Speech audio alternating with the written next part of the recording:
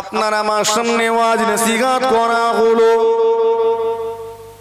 আল্লাহ পাকের ওলি মুজাদ্দিদুল জামান দাদা হুজুর পীর কিবলা রাহমাতুল্লাহ আলাইহি ওই ধনপোতা জঙ্গলে গিয়ে জীবনে দীর্ঘ 18টা বছর ধরে ইবাদত বندگی করে আমার আল্লাহকে পেয়ে গিয়েছিলেন। এখানেও কোথায় গিয়ে? জঙ্গলে। এটা মাথায় রাখতে হবে। আল্লাহ পাকের ওলি হযরত শাহ আব্দুল মোমেন রাহমাতুল্লাহ আলাইহি জীবনে সারাটা জীবন ধরে জঙ্গলে জঙ্গলে ঘুরে ঘুরে ঘুরে ঘুরে আমার আল্লাহকে রাজি করে নিয়েছিলেন। আপনার আমার সামনে ওয়াজ করা হলো, আমার মতো অযোগ্য অদূরদর্শী ধর্মীয় নেতাগুলো এই উঁচু জায়গায় বসে বসে ওয়াজ করলো। আল্লাহ পাকের ওলি বলকের শাহনশাহ হযরত ইব্রাহিম আদহাম রাহমাতুল্লাহ আলাইহি বাদশাহী ছেড়ে দিয়ে রাজত্ব ছেড়ে দিয়ে জঙ্গলে গিয়ে ইবাদত বندگی করে আমার আল্লাহকে রাজি করে নিয়েছিলেন। আচ্ছা, আমি ভুল ভালো ওয়াজ করছি না তো? এগুলো শুনেছেন না শুনেননি? তো টোটাল রেজাল্ট কি হলো? উপসংহার কি হলো? আল্লাহকে পেতে গেলে কোথায় যেতে হয়? কথা বলেন না। এত বোঝানোর মানে দরকার ছিল না নাকি? হ্যাঁ, এই আল্লাহ কোথায় থাকে? সব জায়গায় থাকলে জঙ্গলে যেতে কেন? এইখানেই তো আমার প্রশ্ন। আল্লাহ যদি সব জায়গায় থাকে, আমার 5তলা বাড়িতে থাকবেন না থাকবেন নি, তাহলে জঙ্গলে যেতে কেন? ইব্রাহিম বিন আদহাম বাদশা ছিলেন না ছিলেন নি? যাদের ঘটনা জানা আছে বা কিতাব পড়েছেন জানেন, বাদশা ছিলেন বাল্খ প্রদেশের, ছেড়ে দিয়ে চলে গেলেন জঙ্গলে, আল্লাহর ওলি হলেন। তাহলে বোঝা গেল আল্লাহকে পেতে গেলে কোথায় যেতে হয়?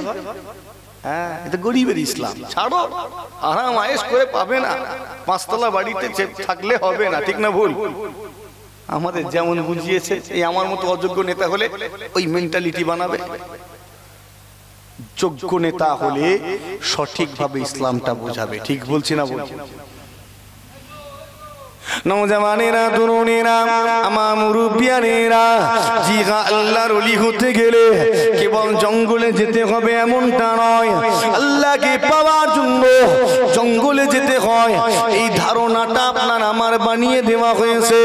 বানানো হলো 5তলা বাড়িতে থাকলে তুমি আল্লাহকে পাবে না, দামি গাড়ি চাপলে আল্লাহকে পাবে না, চকচকে জামা পরে ঘুরলে আল্লাহকে পাবে না। এজন্যই তো ছেঁড়া ফাটা তালি দেওয়া কুচকে যাওয়া জামা পরে মসজিদে যাই নামাজ পড়ার জন্য।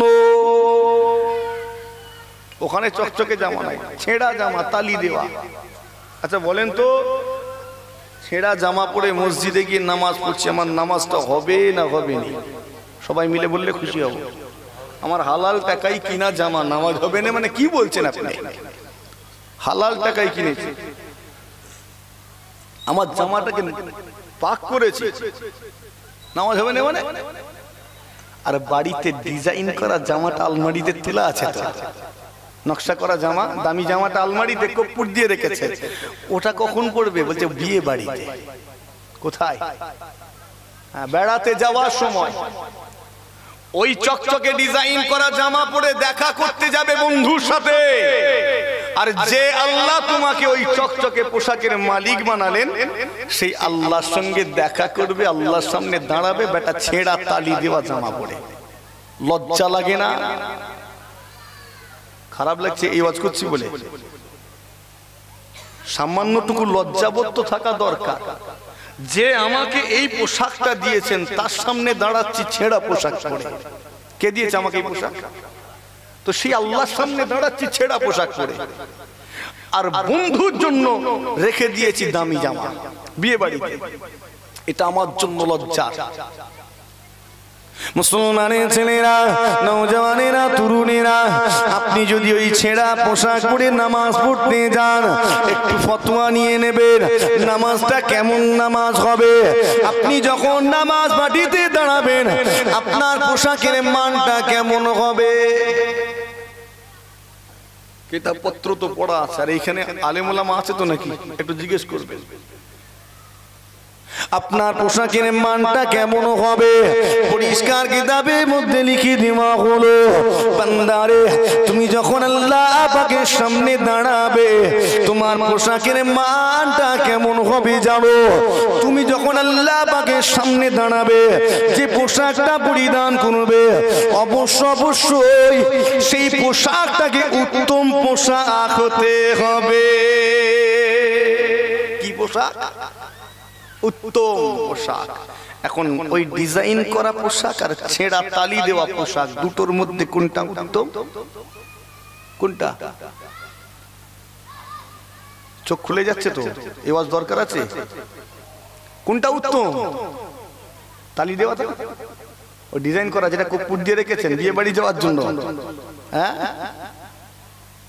পরিষ্কার জানিয়ে দেওয়া হলো যে পোশাক পরে বন্ধুর সামনে গিয়ে দাঁড়াতে লজ্জা করে যে পোশাক পরিধান করে তোমার বন্ধুর সামনে গিয়ে দাঁড়াতে লজ্জা লাগে শরম লাগে সেই পোশাক পরে আল্লাহর সামনে যেও না তুমি আল্লাহ পাকের সামনে গিয়ে দাঁড়ানোর সময় সর্বোত্তম পোশাক পরিধান করে দাঁড়াও এবার থেকে মনে থাকবে তো নাকি হ্যাঁ ওই কুচকে গেছে জামা এক একজন দাঁড়িয়েছে নামাজে পিছন দিক থেকে জামা কুচকে দেখি উঠে পড়েছে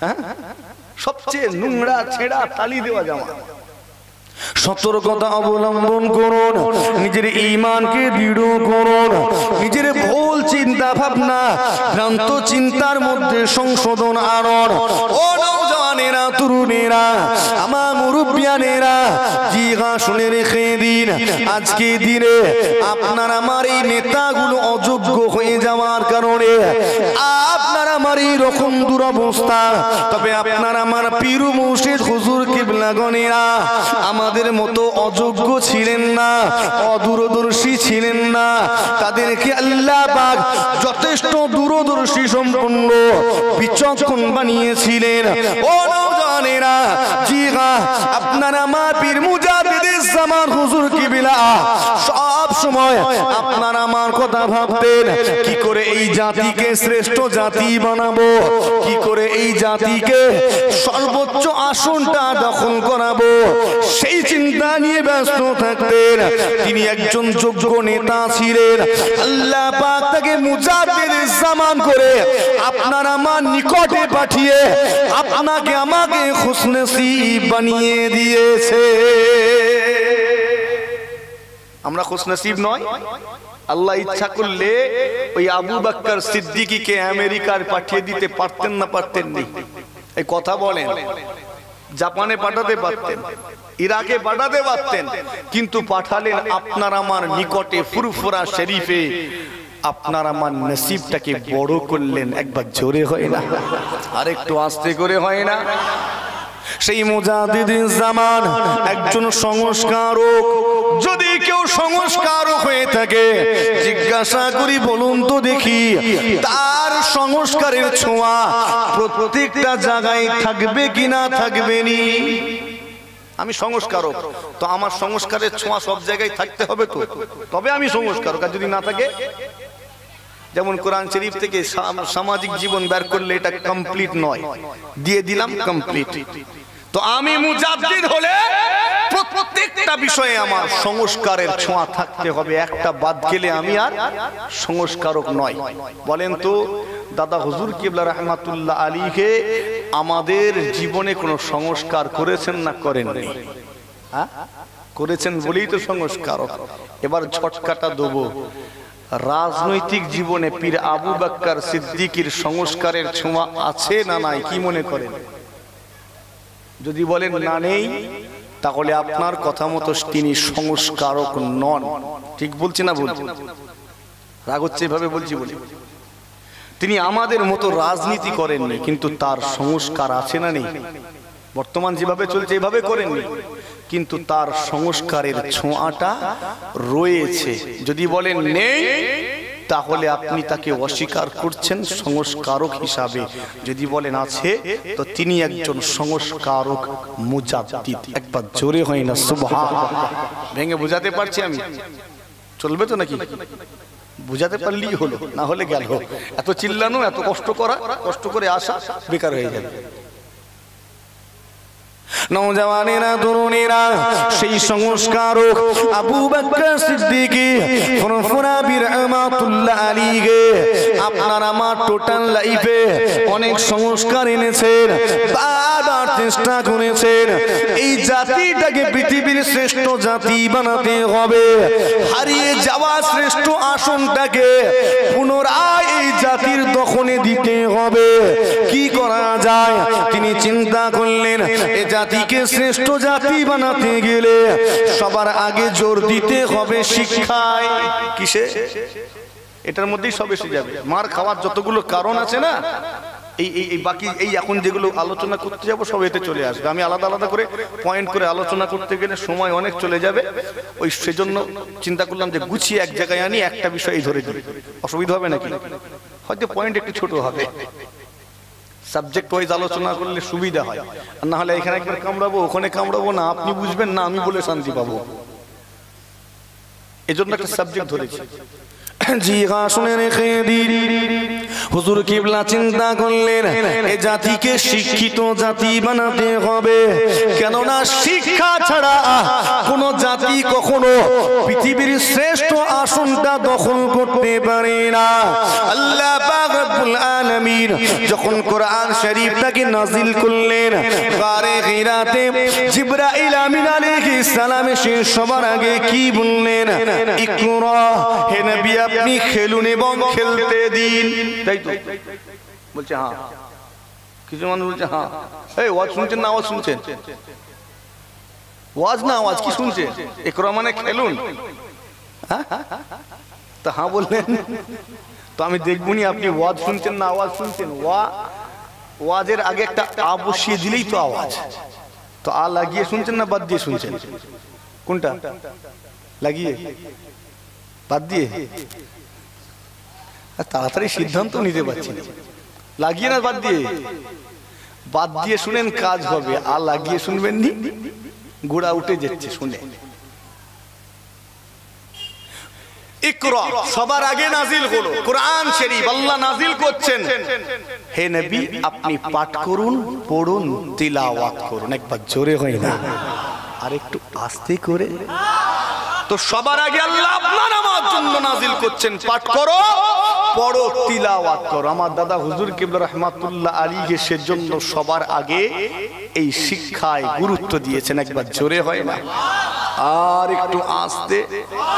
জি হ্যাঁ, শুনে রেখে দিন। হুজুর কিবলা প্রথমে বৈঠকি আলোচনার মাধ্যমে প্রাথমিক লেভেলের শিক্ষা দিলেন।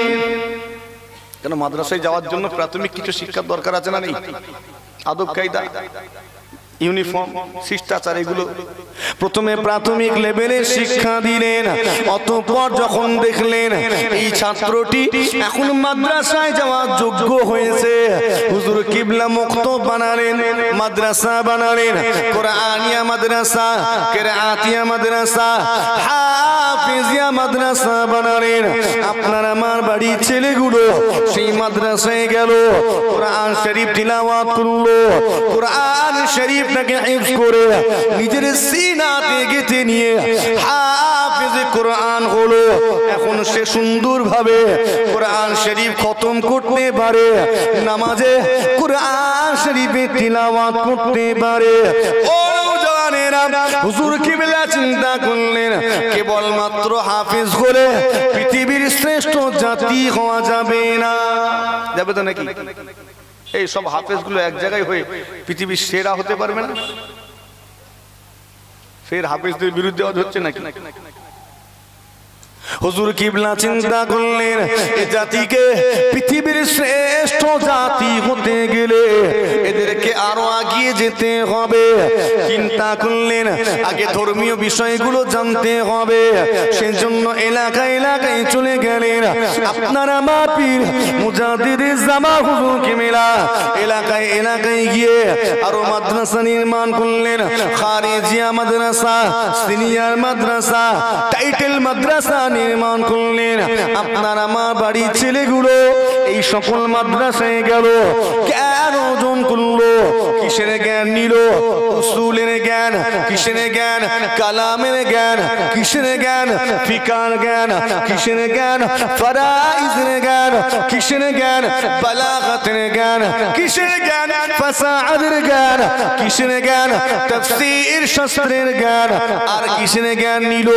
হাদিস শাস্ত্রে পণ্ডিত অর্জন করে ছাত্রটি একজন আলেম হলো, মাওলানা হলো, মুফতি হলো।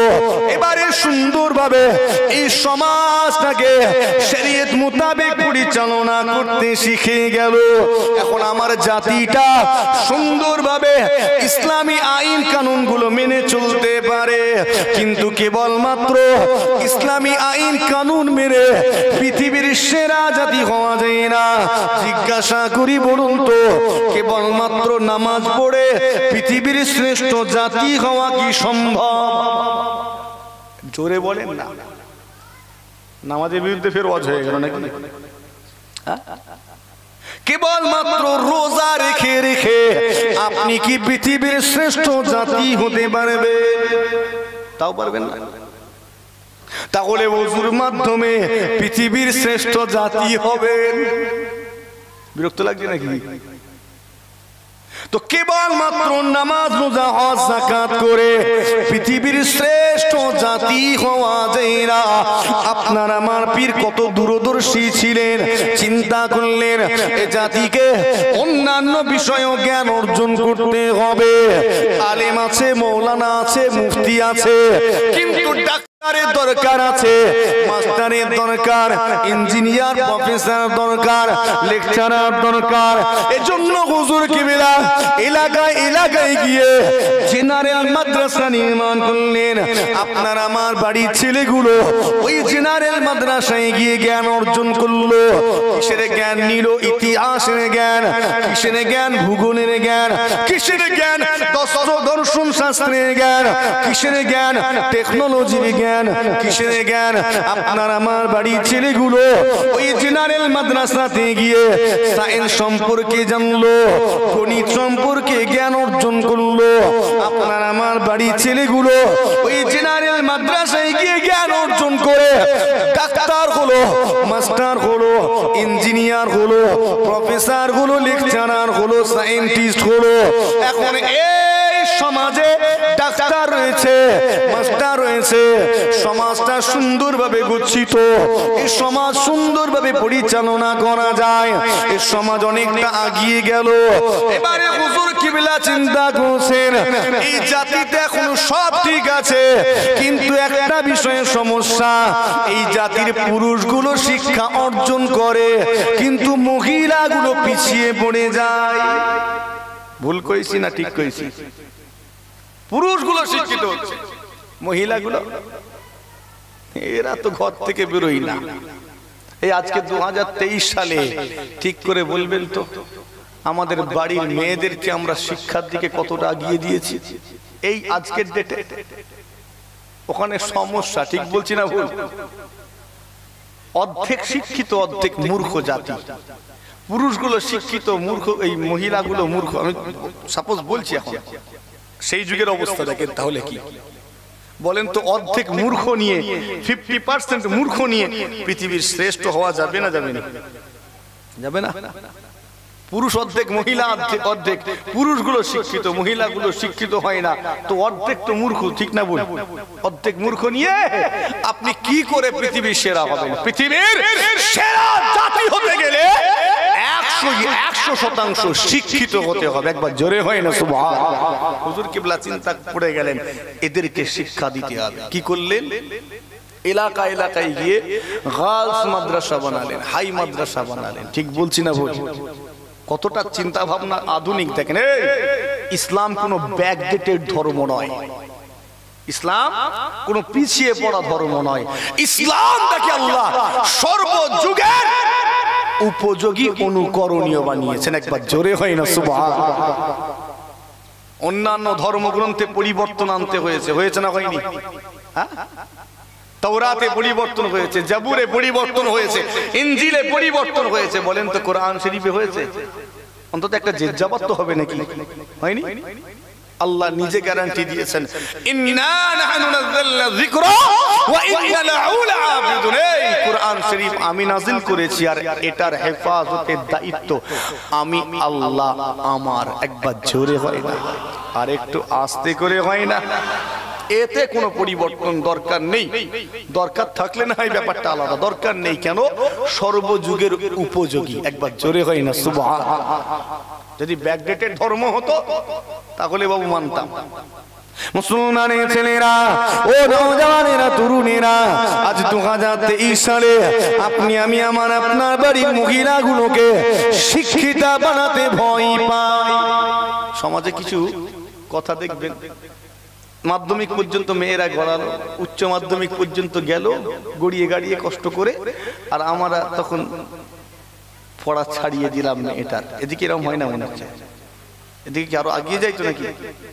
আরো বেশি বেশি পড়বে, মাশাআল্লাহ, ভালো। কিন্তু অধিকাংশ ক্ষেত্রে উচ্চ মাধ্যমিক, তারপরেই বলছে মা এরপরে আর পড়তে যে উনি পুড়ে যাবে। হ্যাঁ, আর কিছু কিছু মুরব্বি থাকে, মাতব্বর মার্কা কিছু থাকে, সুন্দর করে গুছিয়ে গাছিয়ে এসে আপনাকে আমাকে মোটিভেট করে না ডিমোটিভেট করে সেটা আপনি বলবেন। সুন্দর করে বলে, মা যতই তুমি লেখাপড়া করো না কেন ওই হাঁড়ির কালি তোমায় তুলতেই হবে। এদিকে বলে নাকি না? হ্যাঁ, আচ্ছা, ওই মুরব্বি গুলো বয়স্ক মানুষগুলোকে দেখলে স্যালুট করতে মন যাবে না? মন চাইবে না? চাইবে? মন চাইবে। ওনাদের একটু স্যালুট করি। স্যালুট করার সময় হাতে কি থাকবে সেটা আপনি জানেন। যেখানে আমার নবী পাক শিক্ষার দিকে এত গুরুত্ব দিয়েছেন, সাহাবে কেরাম হুজুরগণ গুরুত্ব দিলেন, ইসলাম মহিলাদেরকে বেঁধে রাখেনি তো, আর আমরা অপেক্ষা করেছি। পর্দার দোহাই দিয়ে বন্দি করার লাইন করেছি। এজন্যই আজকে কিছু মানুষ বলে পর্দাটা তাদের কাছে বোঝার মতো লাগে। খারাপ লাগছে আমার ওয়াজ? খারাপ লাগছে তো নাকি? এক নাগাড়ে বলে যাচ্ছি, চাপ লাগে না ব্রেনে? একসঙ্গে এত দেননি।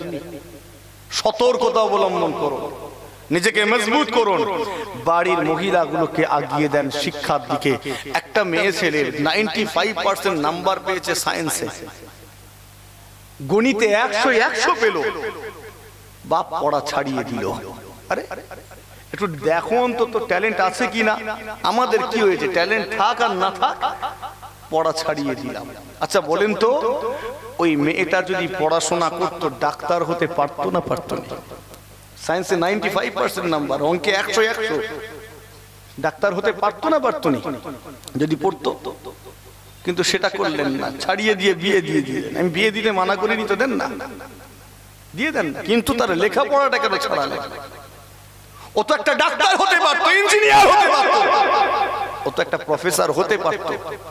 ও যদি ডাক্তার হতো এই জাতিটা আগিয়ে যেত, একটা ডাক্তার পেত, আমার দেশ আগিয়ে যেত, আমার দেশ একটা যোগ্য ডাক্তার পেত। কথা ঠিক বলছি না বল? তো আপনি তার পড়া ছাড়িয়ে বিয়ে দিয়ে দিলেন, আপনি এই জাতির ক্ষতি করলেন, এই দেশেরও ক্ষতি করলেন। ডাক্তার যখন আপনার ফ্যামিলিকে নিয়ে হসপিটালে যাচ্ছেন, নার্সিং হোমে যাচ্ছেন, গিয়ে বলছেন লেডিস ডাক্তার দরকার। কি ডাক্তার দরকার? রাগ হচ্ছে? হ্যাঁ, আনাড়ি হসপিটালে গিয়ে, নার্সিং হোমে গিয়ে লেডিস ডাক্তার খুঁজছে, ডেলিভারি হবে। তুমি বানিয়েছো তোমার মেয়েটাকে ডাক্তার? আগে ডাক্তার বানাও, তারপরে লেডিস ডাক্তার খুঁজবে। ঠিক বলছি না বল? বানাবুনি, পড়াবুনি, গিয়ে খুঁজবো আনাড়ির মতো। ইমানদার কখনো আনাড়ি হতে পারে না। কথা ঠিক বলছি না ভুল? ইমানদার আনাড়ি হতে পারে? হতে পারে না। মুসলমানের ছেলেরা, ও নওজওয়ানেরা, তরুণেরা, আলোচনা সমাপ্ত করতে চাই।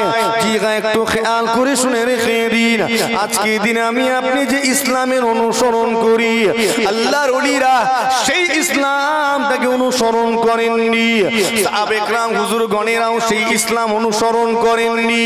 আমি বহু আল্লাহর ওলি বান্দাদের জীবনী পড়েছি, সাহাবে কেরাম হুজুরগণের জীবনী পড়েছি। আমার নবী পাক সাল্লাল্লাহু আলাইহি ওয়াসাল্লামের জীবন আদর্শ সম্পর্কে কিছুটা জ্ঞান অর্জন করেছি, যদিও আমার জ্ঞানটা একেবারেই কম, জ্ঞান বলা যায় না, তথাপিও কিছুটা চেষ্টা করেছি। সেটা চেষ্টা করে আমার যেটা অনুধাবন হয়েছে আপনার কাছে বলি। ও নওজওয়ানেরা, আজিগা আল্লাহর ওলি বান্দাদের ইসলাম, সাহাবায়ে কেরাম হুজুরগণের পালন করা ইসলাম আর আপনার আমার ইসলামের মধ্যে অনেক তফাৎ রয়েছে। আজকে আপনার আমার ধ্যান ধারণা সীমাবদ্ধ ওই মসজিদে, মাদ্রাসায়, খানকায়, জলসায়, সালে সওয়াবে, দান খেরাতের মধ্যে, কিন্তু সাহাবায়ে কেরাম হুজুরদের ইসলাম পালন করা কেমন?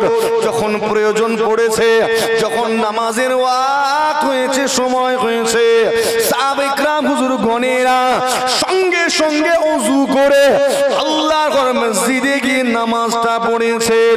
আবার যখন প্রয়োজন পড়েছে আল্লাহ পাকের দরবারে দুটো হাত তুলে রোনা জারি করেছেন, কেঁদে কেঁদে দোয়া চেয়েছেন।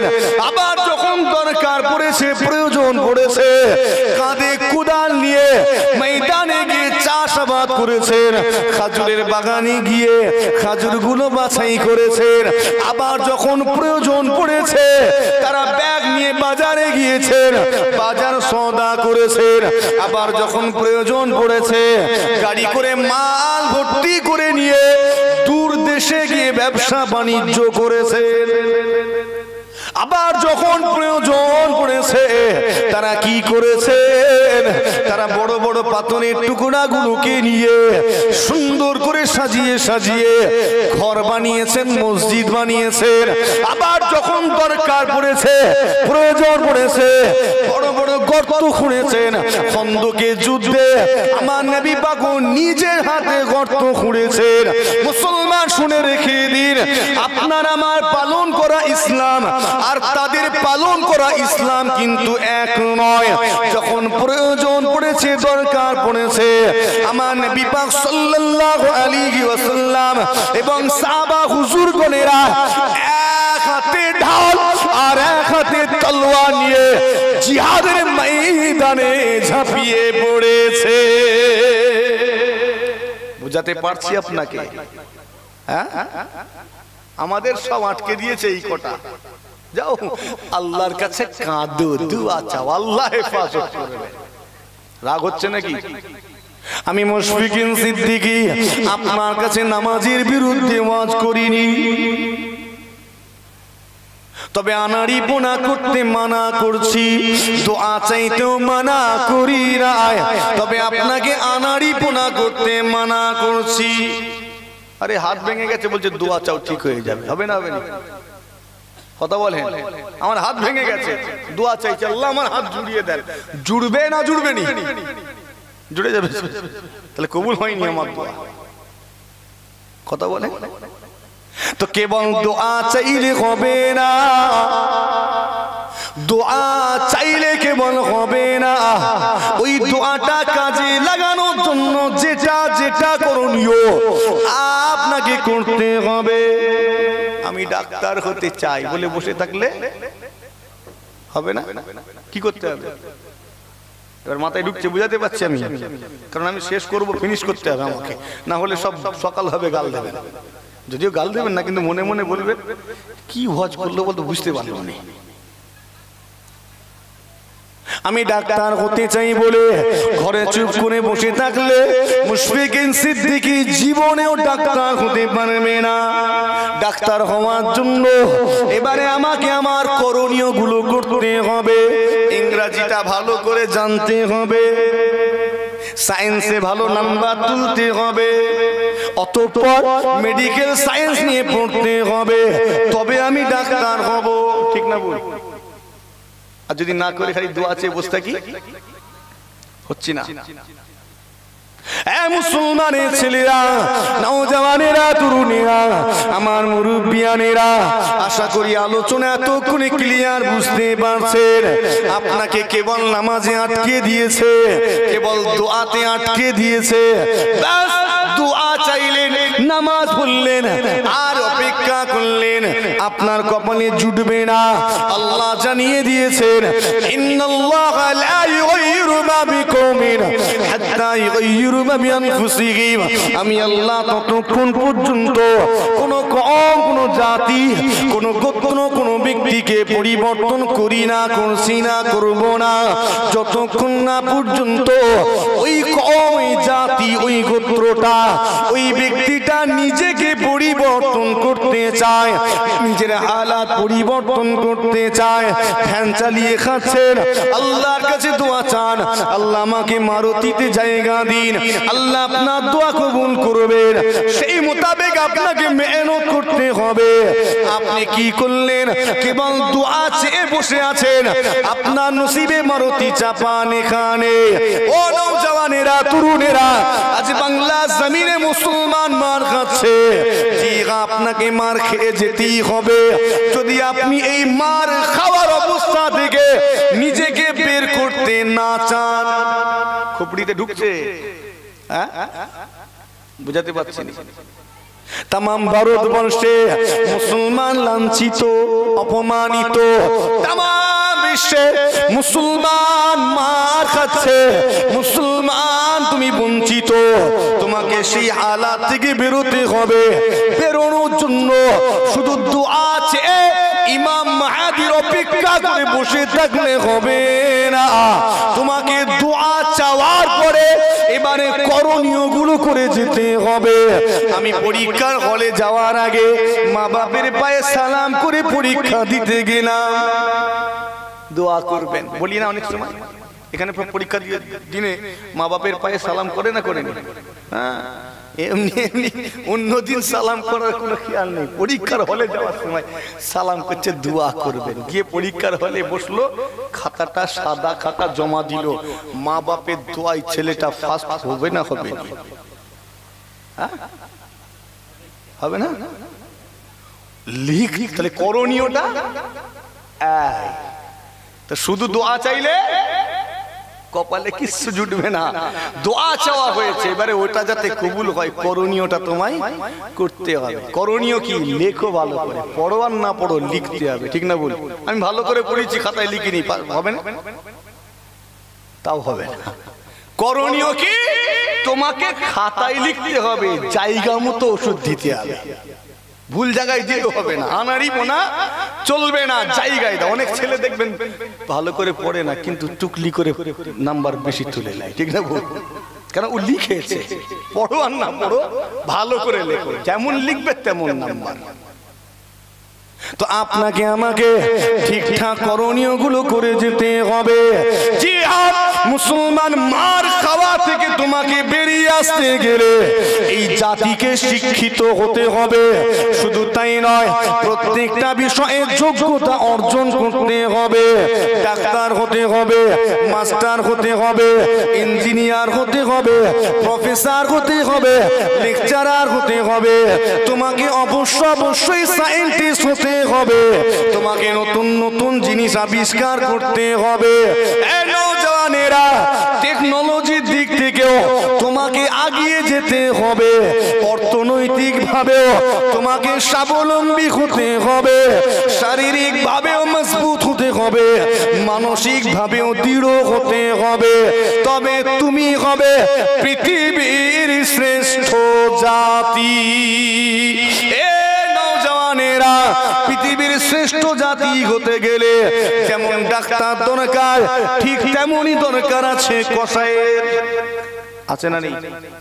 না হলে কপালে প্রোটিন জুটবে না, সকালে খাচ্ছে। কসাইয়ের দরকার আছে না নেই? কথা বলে না কেন? কসাইয়েরও দরকার, হাজামেরও দরকার, মুচিরও দরকার, ঠিক বলছি না ভুল? হ্যাঁ, তবে 100-র মধ্যে 99টা কসাই দরকার। কি কটা দরকার? কটা? এবার আপনার গ্রামে নজর দেন। এইবারে আপনার গ্রামে কসাই কটা আছে? হ্যাঁ, রাগ হচ্ছে না? কি ভাই বলছি, কটা নেই? তো খুব ভালো জায়গা থাকে নেই? তাহলে আপনার সকল প্রোটিন সব পান করে, গোস্ত পান করে থেকে আছে।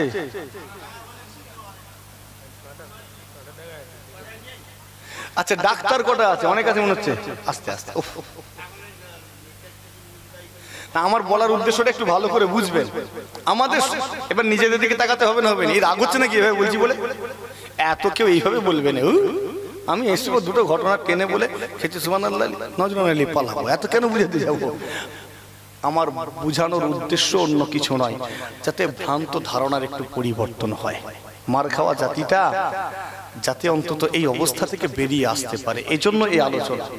একটু এই সময় এই আলোচনার দরকার আছে না? নেই? এই সময় আমার মনে হয় এই আলোচনার দরকার, তাহলে মানুষগুলো বুঝবে। জি হ্যাঁ, আমাদের সমাজে আজকাল কসাই বেশি হয়ে গেছে। 5 জনে 2 জন কসাই। আর ইসরায়েলের দিকে তাকান, অবৈধ রাষ্ট্র, সব দেশ মান্যতা দেয়নি, জোর করে বসেছে, ঠিক না ভুল? 5 জনে 1 জন বিজ্ঞানী। আমি ভুল বলেছি না ঠিক বলেছি? 5 জনের মধ্যে 1 জন সায়েন্টিস্ট, বিজ্ঞানী। আর আমার এলাকায় 5 জনে 1 জন ধোঁকাবাজ, 5 জনের 1 জন চিটিংবাজ, ওজনে কম দেয়। ঠিক বলছি না ভুল? আবার এক একজন তো 4-5টা ডিগ্রি অর্জন করিয়ে বসে আছে। অতএব নিজেকে পরিবর্তন করুন। সব শেষে লাস্ট কথা এটা, নিজেকে পরিবর্তন করুন, প্রত্যেকে নিজেকে যোগ্য করে তুলুন। আল্লাহ আমাদেরকে এই আলোচনা বোঝার তৌফিক দেন, সেই মোতাবেক নিজেকে তৈরি করার তৌফিক দেন, বলি আল্লাহুম্মা আমিন। আমাদের সকলকে আল্লাহ আকলে সলিম নসিব করেন, বলি আল্লাহুম্মা আমিন। একবার দরুদ শরীফ আল্লাহুম্মা সাইয়্যিদিনা মাওলানা মুহাম্মদ।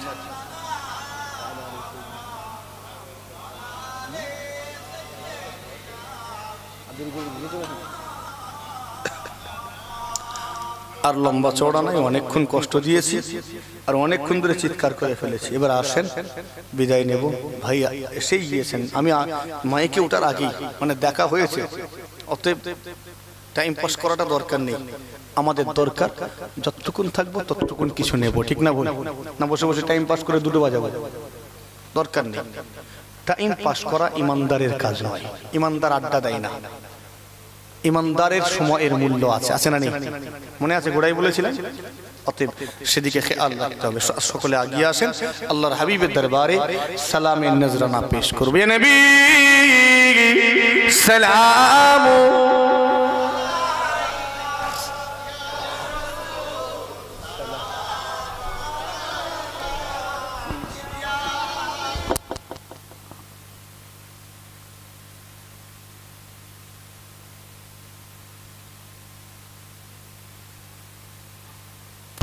একটু আগিয়ে আগিয়ে আসেন না ভাই, সামনের দিকে আগিয়ে আসেন। যারা পেছনের দিকে আছেন সামনে আগিয়ে এলে আমার ভালো লাগবে দেখতে। এতক্ষণ আপনাদের নিয়ে আলোচনা করলাম, তো কাছাকাছি এলে একটু ভালো লাগবে, মুখটা দেখতে পাবো। আর অন্য কোনো জায়গায় দেখা হলে বুঝতে পারবো যে এই মানুষটাকে অমুক জায়গায় দেখেছিলাম, তা আমারও ভালো লাগবে। তো আগিয়ে আসেন আর আওয়াজটা উঁচু করবেন, একটু আওয়াজ দেখে নেব। নারে তাকবীর। এই থাকবেন আর বাড়বে, বাড়বে। যা দেবেন ঝটকা পিকআপ দেন, ধীরে ধীরে না, একবারে ফুল পিকআপ। নারে তাকবীর। মাশাআল্লাহ, ভালোই বেড়েছে, কিন্তু মুখ বন্ধ রেখেছে সবাই, নাই কয়েকটা। আমি জানি না এরা মুখ বন্ধ করে কি এমন কাজ করে ফেলে, খুব নেকির কাজ করে তো মুখ বন্ধ রেখে চুপ করে দাঁড়িয়ে আছে। আরে আল্লাহ মহান, এই কথাটা বলতে আমাদের লজ্জার ব্যাপার আছে নাকি? কেউ দেখে টেকে ফেলবে তো এমন তো নয়, অতএব জবানে উচ্চারণ করি না। নারে দেখবে সিলসিলায়ে হক মুজাদ্দিদ জামান দাদা পীরের হক সিলসিলা পাক সওয়াব রেসানির মজলিস। নারে দেখবে, নারে দেখবে। মাশাআল্লাহ, কমে না যায় এই আওয়াজটা বজায় রাখবেন। আমি বিদায় নেব, যাওয়ার সময় অন্তত আওয়াজটা শুনে মনটা খুশি হবে। আমার খুশিটা বড় কথা নয়, আমার আল্লাহ যেন খুশি হন, বলি আল্লাহুম্মা আমিন। মুহাব্বতে সালামে নজরানা পেশ করিয়ে নবী সালাম ইয়া রাসূল সালাম ইয়া হাবিব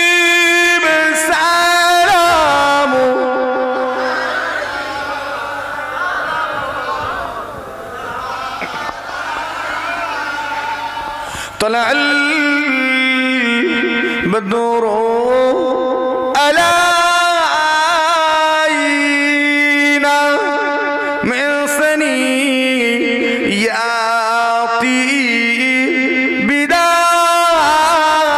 بدائي وجب الشكر علينا ما دعا لله داعي يا نبي سلام يا رسول سلام يا حبيب سلام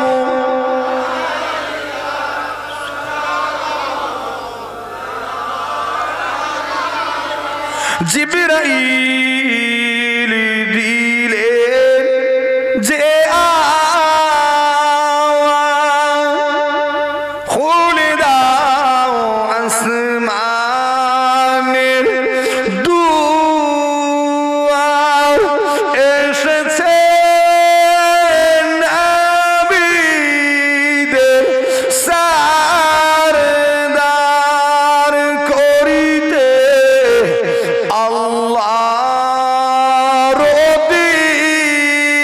দিদার ইয়া নবী সালাম ইয়া রাসূল সালাম ইয়া হাবিব সালাম আলাইকা সালাওয়াতুল্লাহ আলাইকা সকলে একটু মুহাব্বতের তাকবীর দেন না নারে তাকবীর আল্লাহ পাক কোরআন শরীফে হাজার হাজার ঘটনা বলেছেন তাহলে আপনি কি করে সেই ঘটনাকে এড়িয়ে যান আল্লাহ পাক বোঝানোর জন্য ঘটনা দিয়েছেন না দেননি বহু ঘটনা আছে আর বেশিরভাগ আয়াত নাজিল হয়েছে কোনো না কোনো ঘটনাকে কেন্দ্র করে শানে নজরুলগুলো দেখবেন সব ঘটনা তো সেখানে তো অসুবিধা নেই যখন কোনো আলেম কোনো হুজুর ঘটনা বলে বুক ফেটে যায় না আমি বিরোধিতা করিনি আমার বলার উদ্দেশ্য আমার ওয়াজ যেন ঘটনা নির্ভর না হয় মানুষগুলোকে কিছু বোঝাতে হবে মুসলমানের ছেলেরা নওজওয়ানেরা তরুণেরা আমার মুরব্বিয়ানেরা জিহা শুনে রেখে দিন আপনি যদি দুর্বল হয়ে থাকেন আপনার বেঁচে থাকার কোনো অধিকার নেই কেননা সবলরা আপনার মাথায় পা দিয়ে আপনাকে জমিনের মধ্যে গেড়ে দিবে জি হ্যাঁ অনেক সময় দেখতে পাবেন কোন ব্যক্তি অন্যায় করার পরেও মার খাওয়ার কাজ করার পরেও বুক ফুলিয়ে ঘুরে বেড়াচ্ছে এরকম দেখেন না দেখেননি কেন তার পাওয়ার আছে ক্ষমতা আছে দেখছেন অন্যায় করছে করেও ডাঁটছে ঘুরে বেড়াচ্ছে কোনো বেটা কিছু বলতে পারে না কেন বললেই তো খেয়ে যাবে জানে ও শক্তিশালী ওর ভুল ধরাতে গেলে আমি পারবো না আমি দুর্বল এই জন্য চুপ করে থাকতে হয় আগে আপনি সবল হয়ে উঠুন প্রত্যেকটা বিষয়ে আপনাকে যোগ্যতা অর্জন করতে হবে আপনাকে শারীরিকভাবে মজবুত হতে হবে মানসিকভাবে দৃঢ় হতে হবে আপনাকে অর্থনৈতিকভাবে চাঙ্গা হতে হবে জি হ্যাঁ আপনাকে সামরিকভাবে মজবুত হতে হবে আপনি যদি দৃঢ় হয়ে থাকেন মজবুত হয়ে থাকেন আপনাকে টেকনোলজি বিষয়েও এগিয়ে যেতে হবে মুসলমান তুমি যদি যোগ্যতা অর্জন করতে পারো আর অন্য কেউ তোমাকে মারবে না মারার সাহসও করবে না বর্তমানে তুমি সবচেয়ে দুর্বল জাতিতে পরিণত হয়েছো এজন্য সকলে মিলে তোমাকে দুনিয়া জমিন থেকে মিটিয়ে দেওয়ার চেষ্টা চালাচ্ছে নওজওয়ানেরা তরুণেরা আমার মুরব্বিয়ানেরা বিষয়টি ভালোভাবে অনুধাবনের চেষ্টা করুন জি আজকে দিনে দুর্বল জাতি কিন্তু একটা সময় ছিল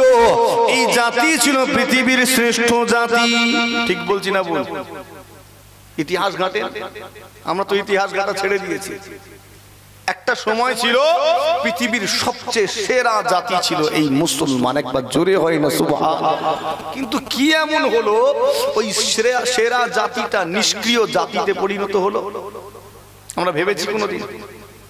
আচ্ছা, আমার এই আলোচনা কি খারাপ লাগছে নাকি? খুব দরকার আছে কি? নাহলে ঘুরিয়ে অন্যদিকে নিয়ে যাবো। কি এমন হলো সেরা জাতি, নিষ্ক্রিয় জাতি? আজকে দেখেন, একটা জুতো তৈরি করার ক্ষমতা নেই। যে মাইকে কথা বলছি এটা আমাদের তৈরি নয়, অন্য কেউ তৈরি করলো, আমরা এসে মজা নিচ্ছি।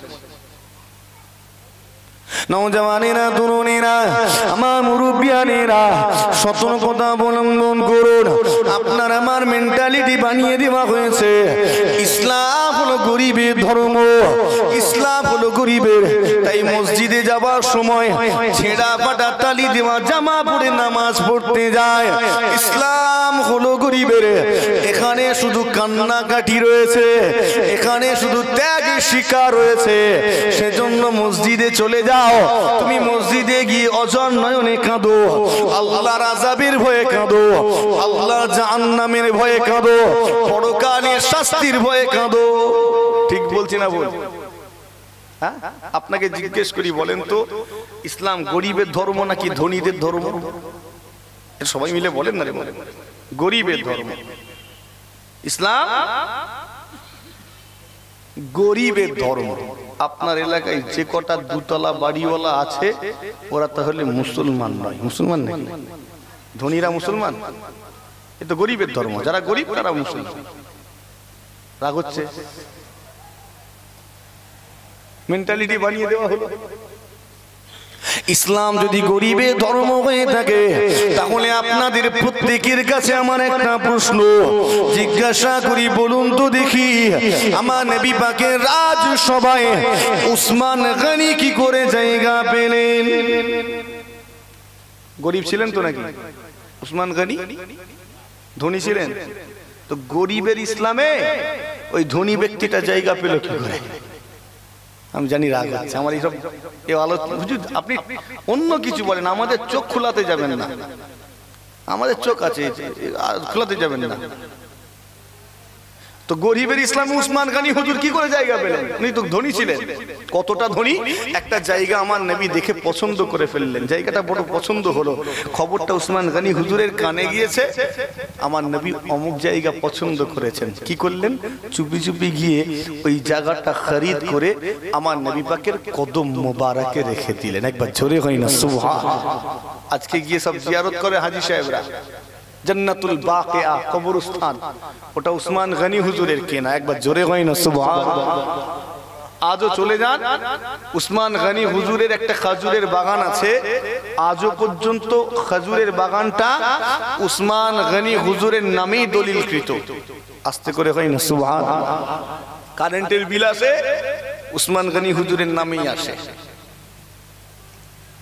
একটা কুয়া কিনলেন, মরুভূমি এলাকা তো, পানির সংকট, পানির বড় অভাব, ধুধু বালুকাময় চারিদিকে, ঠিক না ভুল? তো সাহাবে কেরাম হুজুরগণেদের পানির প্রয়োজন, ওযু করার জন্য, পান করার জন্য পানির প্রয়োজন। তো একটা সুপেয় পানির কুয়ার সন্ধান পাওয়া গেল। সাহাবা হুজুরগণ সেখানে যান, কিন্তু কুফফারে কুরাইশেরা পানি নিতে দেয় না। ঘটনা শুনেছেন না শুনেননি? পানি নিতে দেয় না, এই চলে যাও। কেন? মুসলমান তো, মুসলমান বলে তুচ্ছ তাচ্ছিল্য করে, ঘৃণা করে, পানি নিতে দেয় না, তাড়িয়ে দেয়। সাহাবে কেরাম হুজুরদের মনে অনেক দুঃখ, অনেক ব্যথা। আস্তে আস্তে করে গিয়ে আমার নবী পাকের দরবারে আরজ করলেন, ইয়া রাসূলুল্লাহ, ইয়া হাবিবাল্লাহ, হুজুর আমাদের পানির প্রয়োজনে যখন কুয়াতে পানি নিতে যায় আমাদেরকে তাড়িয়ে দেয়, ঘৃণা করে, পানি নিতে দেয় না। আমার নবী পাক সাল্লাল্লাহু আলাইহি ওয়াসাল্লাম সঙ্গে সঙ্গে এলান করে দিলেন, কি আছো ওই কুয়াটাকে খরিদ করে দিবে। যে ব্যক্তি এই কুয়াটাকে খরিদ করে ঈমানদারদের জন্য দিয়ে দিবে, আমি রাসূলুল্লাহ তার জন্য জান্নাতের সুসংবাদ দিয়ে দিলাম। ও বিয়ানেরা, এই খবরটা আমার উসমান গনি হুজুরের কানে পৌঁছিয়ে গেল।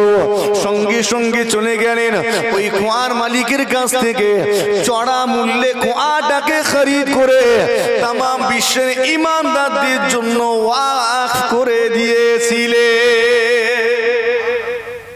কুয়াটার নাম কি জানেন তো? একটু বলেন। আবে জমজম। একটা জবাব এসেছে, আরেকজন বলেন। যে আবে জমজম হচ্ছে কাবা শরীফের নিকটে অবস্থিত কুয়া, যেটা হযরত ইসমাঈল আলাইহিস সালামের পায়ের গোড়ালির আঘাতে জারি হয়ে গিয়েছিল, মনে আছে? আর এই কুয়াটির নাম হলো বীরে রুমা। একবার জোরে হয় না সুবহানাল্লাহ? এবারে মনে পড়ে গেছে। অনেক সময় হয় আমাদের এরকম।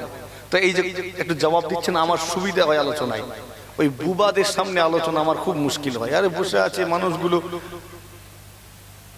পুরো মূর্তির মতো, আরে কাজ সামনে ওয়াজ করবো আমি। তো একটু আদান প্রদান হলে সুবিধা হয় না? হয় না? ক্লাসে কোন ছাত্রটা বেশি শিখতে পারে? যে শিক্ষকের সঙ্গে একটু কথাবার্তা বেশি বলে। ঠিক বলছি না ভুল বলছি? স্যার এটা কি হবে, ওটা কি হবে?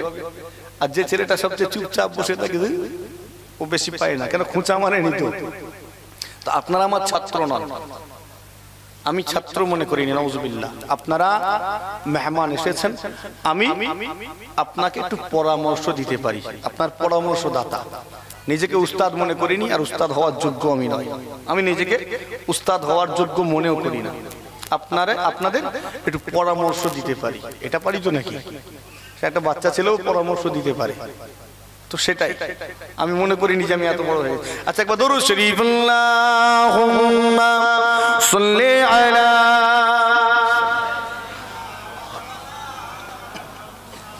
ওয়া আলা আলি সাইয়্যিদিনা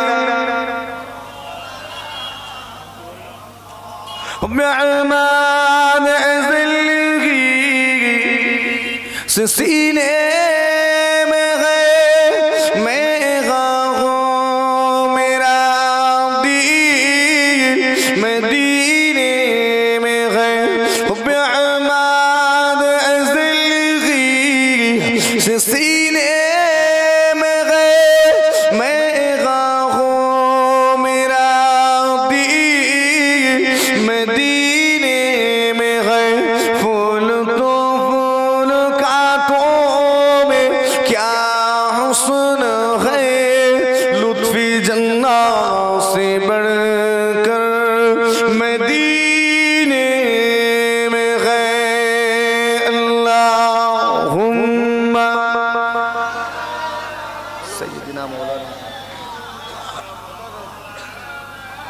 وعلى آل سيدنا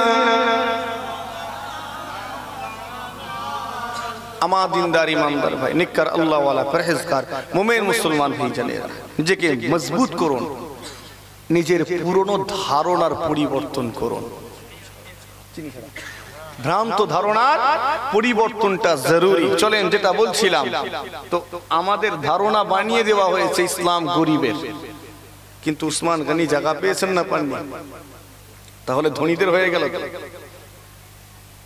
মুসলমান শুনে রেখে দিন, ইসলাম কেবল গরিবের ধর্ম নয়, কেবল ধনীদের ধর্ম নয়। কেবল যদি ধনীদের ধর্ম হতো তাহলে আমার নবী পাকের দরবারে আবু বকরের মতো গরিব সাহাবীটাও জায়গা পেতেন না। ঠিক বলছি না ভুল? তিনি গরিব ছিলেন না ছিলেন না? কতটা গরিব! একবার আমার নবী বললেন যুদ্ধ হবে, তোমরা কার বাড়ি কি আছে নিয়ে এসো। আবু বকর হুজুর একটা পুটলিতে সব নিয়ে এসেছেন, মনে আছে না? নেই? আমার নবী পাক খুলে দেখে অবাক, আবু বকর তোমার বাড়িতে কি আছে? সব দেখছি আর কিছু রাখুনি মনে হয়, সব তো নিয়ে চলে এসেছো। আমার আবু বকর সিদ্দিক রাদিয়াল্লাহু তাআলা আনহু জবাব দিয়েছিলেন, ইয়া রাসূলুল্লাহ, ইয়া হাবিবাল্লাহ হুজুর, আমি আবু বকর আমার বাড়িতে আল্লাহ রাসূলকে রেখে এসেছি। তো ইসলাম যদি কেবল ধনীদের ধর্ম হতো তাহলে আমার নবী পাকের দরবারে আবু বকর হুজুর জায়গা পেতেন না। পরিষ্কার হয়ে গেল, ইসলাম কেবল গরিবেরও নয়, ইসলাম কেবল ধনীদেরও নয়। ইসলামটাকে আল্লাহ পাক গরিব ধনী সমস্ত শ্রেণীর বানিয়েছেন। ইসলামে গরিব ধনীর ভেদাভেদ নাই, ইসলামে জাতিভেদ প্রথা নাই, ইসলামে বংশের কোনো গরম চলবে না, ইসলামে বর্ণের কোনো ভেদাভেদ নাই। আমার আল্লাহ পাক সবটাকে এক কাতারে দাঁড় করিয়ে দিয়েছে। ও মুসলমানের ছেলেরা, কিন্তু আমাদের ধারণা বানিয়ে দেওয়া হয়েছে। ইসলাম গরিবের, আপনার আমার সামনে ঘটনা বলা হয়েছে। আল্লাহ পাকের ওলি হযরতে ছোট হুজুর পীর কেবলা রাহমাতুল্লাহ আলাইহি কোথার জঙ্গলে গিয়ে জীবনে দীর্ঘ 22টা বছর ধরে ইবাদত বন্দেগী করে আমার আল্লাহকে পেয়ে গিয়েছিলেন।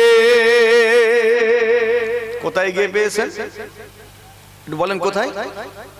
মুখের জবান আছে না নেই? বলেন না কোথায়?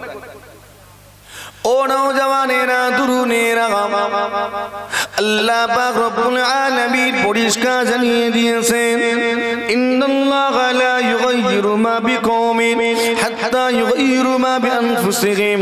আমি আল্লাহ পাক ততক্ষণ পর্যন্ত কোন কওম, কোন জাতি, কোন গোত্রকে পরিবর্তন করি না, করছি না, করব না, যতক্ষণ না পর্যন্ত ওই কওম, ওই জাতি, ওই গোত্রটা, ওই ব্যক্তিটা নিজেকে পরিবর্তন করতে না চায়। তো আগে আপনাকে আমাকে কি করতে হবে? চাইতে হবে আল্লাহ আমাকে এই ওয়াজ শোনা কবুল করে হেদায়েত নসিব করুন। বলি আল্লাহুম্মা আমিন। তো যেদিন চাইবো আল্লাহ সেই দিন হেদায়েত নসিব করবেন, তা না হলে সারাটা জীবন ওই একই অবস্থায় পড়ে থাকতে হবে। বিড়িখোর ছিল, বিড়িখোরই রয়ে যাবে, ওর সংশোধন হবে না। যে মানুষটা ভ্যান চালিয়ে খাচ্ছে, ওকে সারা জীবন ভ্যান চালিয়েই খেতে হবে যদি কোনোদিন মারুতি চাপার নিয়ত না করে। আমি ঠিক বলছি না ভুল বলছি? কেন সে তার হালাত নিজেই পরিবর্তন করতে চায় না, আল্লাহ কেন পরিবর্তন করতে যাবে? যে মানুষটা চাষাবাদ করে, সারা জীবন চাষাবাদ করেই খেতে হবে যদি কোনোদিন 5 তলা বাড়ি বানানোর নিয়ত না করে। তো আগে নিজের হালাত পরিবর্তন। কমিটি ছেলেরা, এই জলসার আশেপাশে বহুত বাচ্চা ছেলেরা ঘুরঘুর করছে, এটা কি মহিলা আছে নাকি? হ্যাঁ, বসার ব্যবস্থা আছে?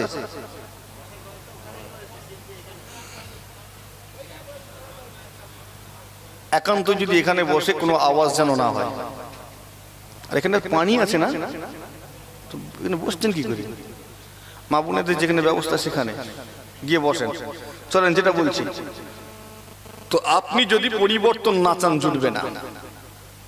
আজকে মুসলমান, বাংলায় একটা কথা আমরা শুনি, ঠিক করে বলবেন আপনারা শুনেছেন কিনা? মুসলমান বাংলা জমিনে মার খাচ্ছে, এই কথাটা শুনেছেন কি? শুনেছেন? ভারতবর্ষে মুসলমান মার খাচ্ছে, তাম পৃথিবীতে বর্তমান ফিলিস্তিনে মুসলমান মার খাচ্ছে। মার খাওয়ার কাজ করলে মার খেতে হবে না? হবে না? একটু হা না বলবেন, খেতে হবে না? মুসলমানের ছেলেরা, জিহা একটু খেয়াল করে শুনে রেখে দিন, আল্লাহ পাকের কোরআন শরীফের এই আয়াত অনুযায়ী আপনাকে সারাটা জীবন ধরে মার খেতেই হবে। কেননা আপনি আপনার হালাত পরিবর্তন করতে চান না, আপনি আপনার অবস্থার পরিবর্তন করতে চান না। যদি আপনি আপনার অবস্থার পরিবর্তন করতে চান, আমার আল্লাহ পাক আপনার এই আশা নিয়তটাকে কবুল করে আপনার অবস্থার পরিবর্তন নসিব করবেন। আর যদি পরিবর্তন আপনি না চান, সারা জীবন ধরে আপনাকে, আপনার ছেলেকে, নাতি পুতিগুলোকে মার খেয়ে যেতেই হবে। যেমন ভ্যান চালিয়ে খাচ্ছেন, পরিবর্তন চাননি, ভ্যান চালাতেই হচ্ছে, ঠিক না? বল, খারাপ লাগছে মনে হয় কথাগুলো? আমি বুঝাতে পারছি কি? একটু বলবেন। আজকে বাংলা জমিনে আপনার নজরটাকে একটু ঘুরিয়ে দেখুন। একটা কথা, মুসলমান মার খাচ্ছে, বাংলা জমিনে মুসলমান বঞ্চিত, তাম ভারতবর্ষের জমিনে মুসলমান লাঞ্ছিত, তাম পৃথিবীতে মুসলমান তুমি ঘৃণিত। ইসরায়েলের কাছে ফিলিস্তিনের অবস্থা দেখেন, মার খেতেই লেগেছে। মুসলমান আজকে দিনে পদদলিত। মুসলমান, তোমাকে সারাটা জীবন ধরে মার খেতেই হবে, কেননা তুমি মার খাওয়ার কাজ করেছো। মার খাওয়ার কাজ করেছি না করিনি? একটু কথা বলে না কেন? করিনি না? আমরা আবার কখন মার খাওয়ার কাজ করলাম? আমরা আবার কখন ঘৃণিত হওয়ার কাজ করলাম?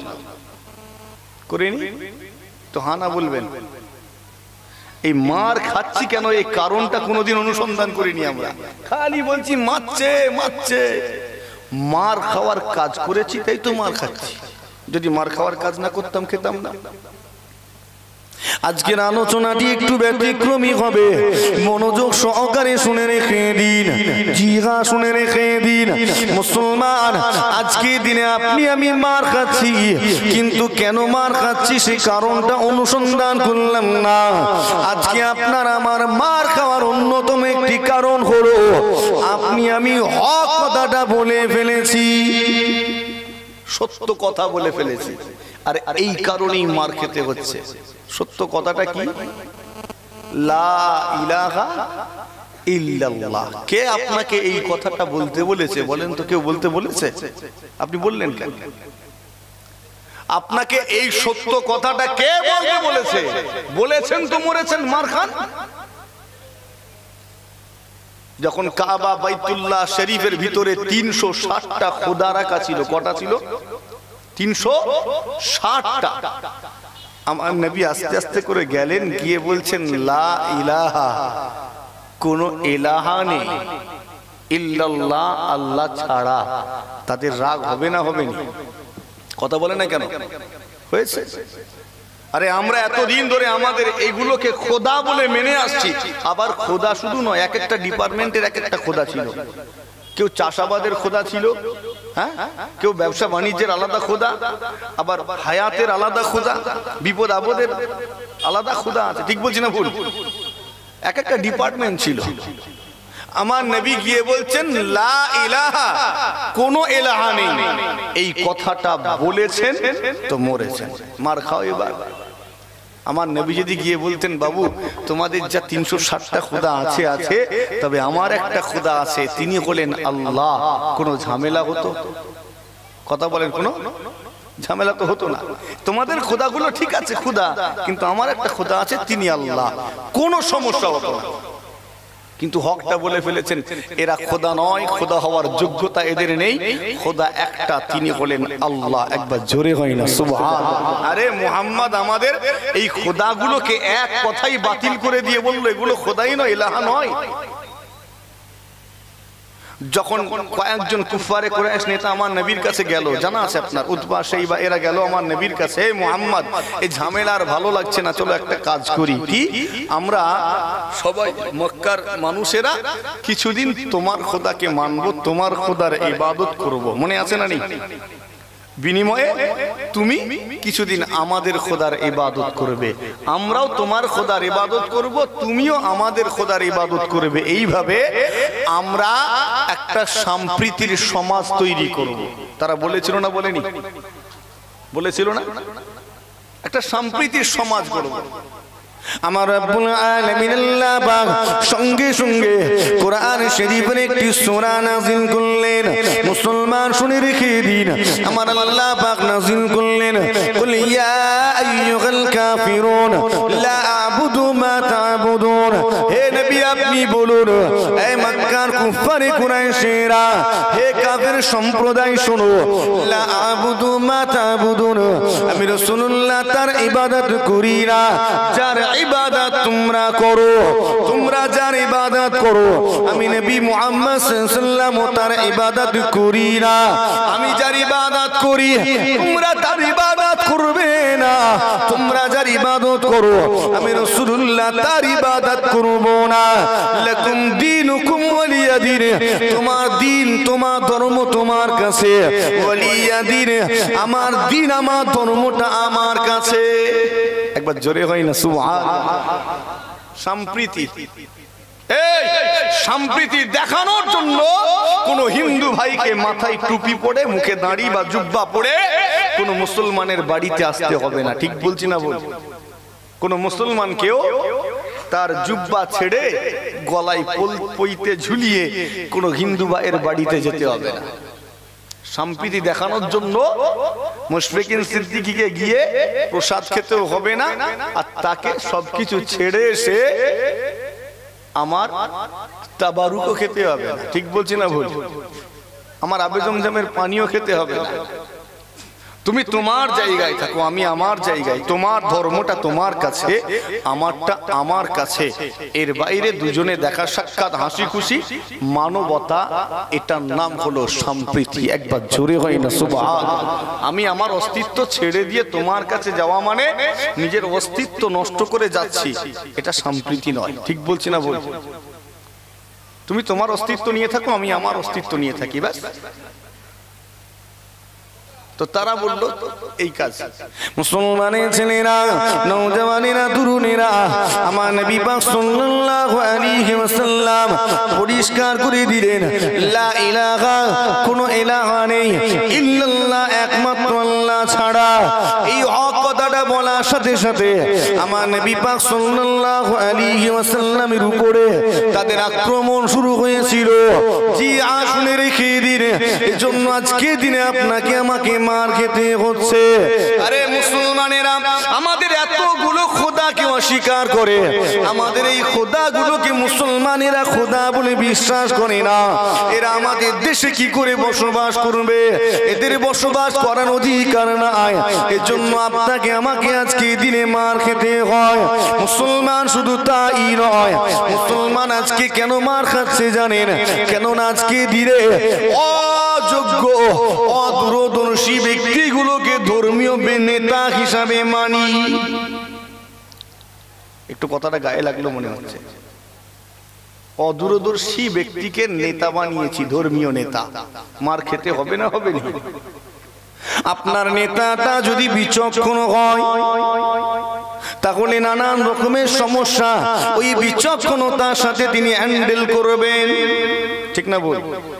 কিন্তু নেতা যদি অযোগ্য হয়, অদূরদর্শী হয়, তাহলে ওই নেতার অনুসারী যারা, তাদেরকে অবশ্যই বিপদের সম্মুখীন হতে হবে। তাদের পরিণতিটা হবে বড় ভয়ঙ্কর। মুসলমানের ছেলেরা, ও নওজওয়ানেরা, তরুণেরা, আমার কথাটি একটু মনোযোগ সহকারে শুনে রেখে দিন। তা না হলে আপনি সকালবেলা মুশফিকিন সিদ্দিকীকে তাবলীগ হয়ে গেছে বলে ফতোয়াবাজি করবেন। এমনিতে আমাদের তো মুখ পাতলা, ঠিক না ভুল? এই কি হলো, মুশফিকিন সিদ্দিকী এমন ওয়াজ করছে কেন বলতো? তবলিগ হয়ে গেল না? এক জায়গায় তো বলেই ফেললো, ওয়াজ চলছে এক জায়গায়, এরকম ওয়াজ কেন করছে? বিগড়ে টিগড়ে গেল নাকি? এই আমি বিগড়ে গেছি তো নাকি? চলেন, এখন তো আলোচনা শুরুই হয়নি, এখন কি হবে আল্লাহ জানে। আপনারা কি ফতোয়া দেবেন আমায়? তো নেতা যদি যোগ্য হয়, সেই নেতার অনুসারীরা নেতার দূরদর্শিতার কারণে বিপদ থেকে বেঁচে যাবে। ঠিক না ভুল? মার খাওয়ার হাত থেকে বেঁচে যাবে। আর নেতা যদি অযোগ্য হয়, ও আপনাকে টেনে নিয়ে গিয়ে এক জায়গায় দাঁড় করিয়ে কেটে পড়বে, তুই মার খা। এখন এটাই হচ্ছে। এই ফুরফুরা শরীফে আপনারা আগে যেতেন না যেতেননি? এখনো জানতো? আচ্ছা, এখন কিছু ইদানিং কালে কিছু সমস্যা হচ্ছে, আপনারা খবর পাচ্ছেন কি? হ্যাঁ, আগে হতো?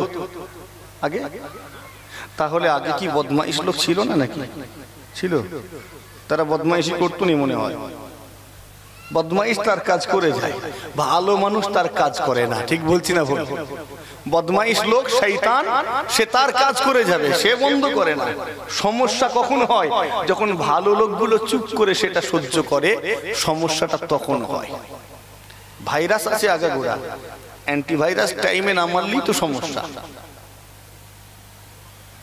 তো আগে যে ঝামেলাগুলো হতো, আপনারা কোনো খবর পেতেন? হ্যাঁ, ঝামেলা হতোই না। কেন? আমাদের হুজুর কিবলা গণেরা অনেক বিচক্ষণ ছিলেন, অনেক দূরদর্শী ছিলেন। যখন কোনো সমস্যা দেখা দিত, সঙ্গে সঙ্গে বিচক্ষণতার সাথে, দক্ষতার সাথে সেই সমস্যাগুলোকে হ্যান্ডেল করতেন। একবার জোরে হয় না সুবহানাল্লাহ? কিন্তু বর্তমানে আমার মতো মুশফিকিন সিদ্দিকীর মতো কিছু পীরজাদার বিচক্ষণতার অভাব দেখা দিয়েছে। ঠিক বলছি না ভুল? আমরা চটজলদি সিদ্ধান্ত নিতে পারি না। সমস্যা হয়েছে, দ্রুত সিদ্ধান্ত নিয়ে সমস্যার সমাধান করব, এই ক্ষমতা মুশফিকিন সিদ্দিকীর নাই। আপনি সেই মুশফিকিন সিদ্দিকীকে অনুসরণ করছেন, সমস্যায় পড়বেন না পড়বেন না? কথা বলে না কেন? পড়তে হচ্ছে, খেলা সামলা। মুসলমানের ছেলেরা, নওজওয়ানেরা, তরুণেরা, আমার মতো অযোগ্য ধর্মীয় নেতাগুলো এই নেতৃত্ব স্থানীয় জায়গাগুলো দখল করে বসে আছে। আপনার আমার ব্রেনটাকে তারা ঘুরিয়ে দিয়েছে। আজকে দিনে আপনাকে আমাকে কয়েকটা জায়গায় তারা আটকে দিয়েছে। আমার আলোচনাটি আজকে ব্যতিক্রমী, একটু মনোযোগ সহকারে শুনে রেখে দিন। জি হ্যাঁ, শুনে রেখে দিন। আপনার আমার ধ্যান ধারণা তারা এমন বানিয়ে দিয়েছে, তোমার সমস্যা হয়েছে, চিন্তা করো না, চিন্তা করো না, আল্লাহর কাছে দোয়া চাও, আল্লাহ সমস্যা থেকে নাজাত দিবেন। যখন আপনি আমি বিপদে পড়েছি, কোন মুসিবতে পড়েছি, আপনাকে আমাকে সুন্দর করে বুঝিয়ে দেওয়া হলো, তুমি চিন্তা করো না, চিন্তা করো না, যাও যাও চলে যাও। বিপদে পড়েছো তো কি হয়েছে, পানিতে গিয়ে সুন্দর করে ওযু করো, আল্লাহর ঘর মসজিদে চলে যাও, মসজিদে গিয়ে নামাজ পাটিটা বিছিয়ে আল্লাহ পাকের নামাজ আদায় করো। আমার আল্লাহ পাক তোমাকে মুসিবত থেকে হেফাজত করে দিবে। এখন তো সুবহানাল্লাহ বলছেন, চলেন আগে যাই। আপনাকে আমাকে সুন্দর করে বুঝিয়ে দেওয়া হলো, রুজি রোজগার হয় না, রুজিতে বরকত নাই, কি করবে চিন্তা করো না। ফজরের নামাজের পরে, আসরের নামাজের পরে 100 বার করে ইয়া রাজ্জাক নামে তাসবিহ পড়ো, আল্লাহ তোমার রুজি রোজগারে বরকত নাযিল করবেন।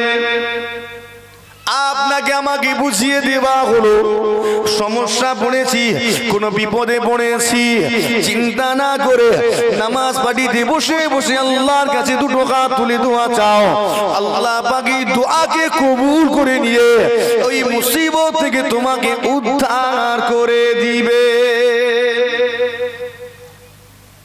বলা হয়েছে না হয়নি? হয়েছে না হয়নি? চলেন, আমি মুশফিকিন সিদ্দিকী ওযু করলাম, নামাজ পড়লাম, নামাজ পাঠিতে বসে বসে আল্লাহর কাছে দোয়া চাইছি, আল্লাহ আমি মুসিবতে পড়েছি, আপনি আমাকে হেফাজত করুন। এবার বলেন, আল্লাহ আমাকে হেফাজত করবেন না করবেন না? করবেন তো? হ্যাঁ ঠিক বলছেন, কথা ঘোরাবেন না। পানি হচ্ছে, পানি হচ্ছে, আমি খোলা আকাশের নিচে দাঁড়ালাম, আল্লাহ আমাকে এই বৃষ্টি থেকে হেফাজত করো, বাঁচাবেন তো নাকি? হ্যাঁ, আমি ভিজবো না, ভিজবো নি, ভিজে যাব কেন? আমি তো দোয়া চাইলাম, কি করছে আল্লাহ কবুল করেনি নাকি আমার দোয়া? যে না, দোয়া চাইলেই তো হবে। আপনাকে আমাকে ইমাম সাহেব, হুজুর, পীর সাহেব, পীরজাদা শিখিয়ে দিয়েছে, সমস্যায় পড়েছো, চিন্তা করুনি, দোয়া চাও, আল্লাহ হেফাজত করবে। আমি কোনো চিন্তা করিনি, দোয়া চাইছি, আল্লাহ পানি থেকে হেফাজত করুন। আমি ভিজবুনি না ভিজবো? কথা বলেন, কেন ভিজবো কেন? আমি তাহলে আমার দোয়া কবুল হয়নি, তাহলে আমি দোয়ার বিরুদ্ধে ওয়াজ করছি নাকি? দোয়ার বিরুদ্ধে ওয়াজ করছি তো, সেরকমই মনে হচ্ছে।